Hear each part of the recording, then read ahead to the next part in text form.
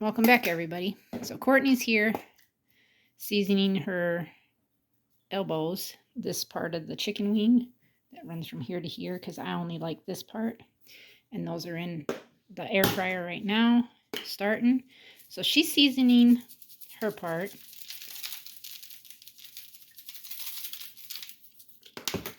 And it looks like we've got, this stuff is like the bomb. We put it on everything. And then she's got some onion powder, which was supposed to be garlic powder, but there's some garlic pepper. So she's going to flip them, re-season them again, and then she's going to go take a shower because she cleaned the tanks out today, which we're going to go out there so you guys can see some crystal clear water. Walk out there real quick. Got a tickle in my throat. My husband went to get 20 gallons of fuel for the skid steer because he needs to try to get that finished right there so we don't have water setting. Oh, and to give you an update, we lost another hen. Another hen. My husband's got his boots sitting out here.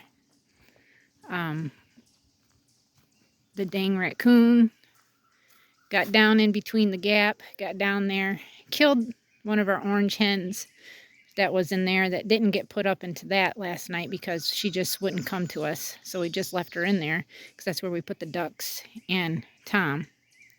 So then the coon couldn't figure out how to get her out of there. So they eventually drug her up, drug her across there, drug her up on the roof, took her down, and then drug her to wherever. We've finally separated the sheep back over there so the chickens could properly eat their feed there because the darn sheep kept, sounds like it's raining, eating their food. I weeded yesterday as much as I could around the asparagus. It's just taken me day by day. They're calling for rain starting tomorrow all the way for the next full 7 days. So that's not great. Hopefully it's just a hoax and it doesn't really rain. And if it does, maybe it'll only be in the evening and it won't rain a whole lot, but just enough to give everybody some water. Like I'm talking plant-wise. So my husband dug this down deeper because that's how much hay was in there. So he kind of mixed it in there and then he's going to level this back off. So if it does rain as much as they're saying, this won't be puddled here with water. And then he's got to try to shape it so the water can get back down, run down to the area where we had the pond at. To try to get that done. He did get the big rock moved down here that was sitting up here. He got the rest of the rocks moved down here too. Definitely gonna have to move this hose. But this area right in here was all water, and he's put a bunch of dirt and, you know, roots and all kinds of stuff down in here. You can still see there's still water sitting in here underneath here.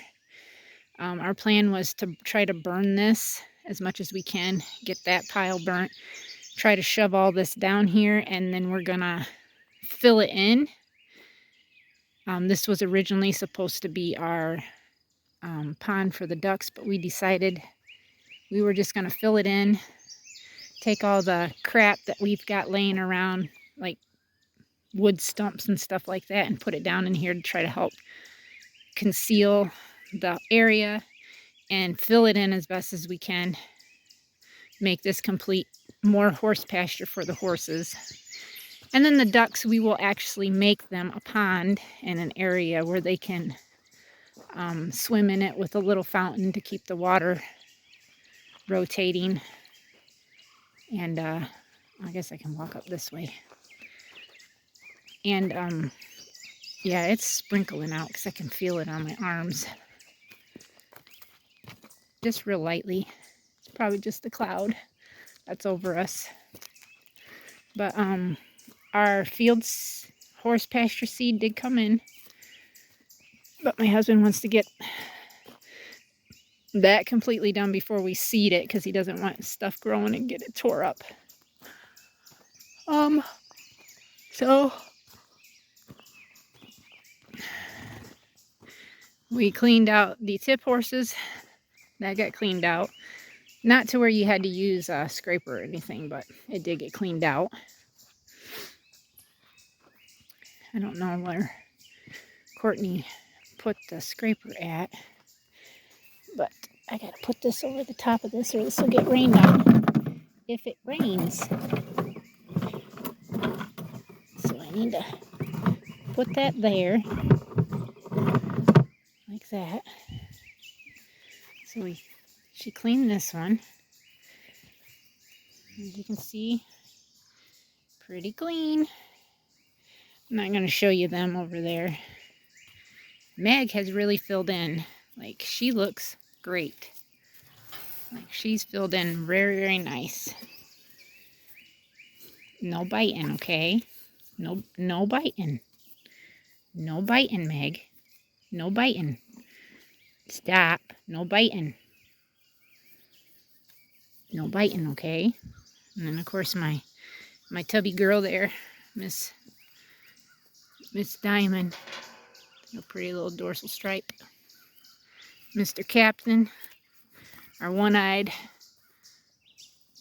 12-year-old Mustang there, who is coming along nicely. He still is pretty, he is spookish, but not bad anymore. And then she cleaned out this tank. It looks good. I got some nice green hay, and of course Cherry here. Not much going on with her, just still waiting. We're just looking for the udder, and she is filling a little every day. I told Courtney to watch her valva, and I noticed that it has lengthened some. And then her tanks are cleaned out.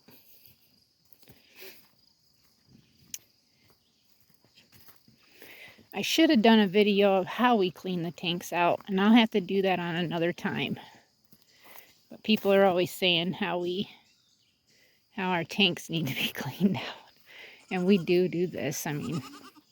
But I thought, you know what, I'm going to show that our tanks are clean, so people will stop saying something about it. It's like someone talking crap too. There's Odessa's udder. Filling up there.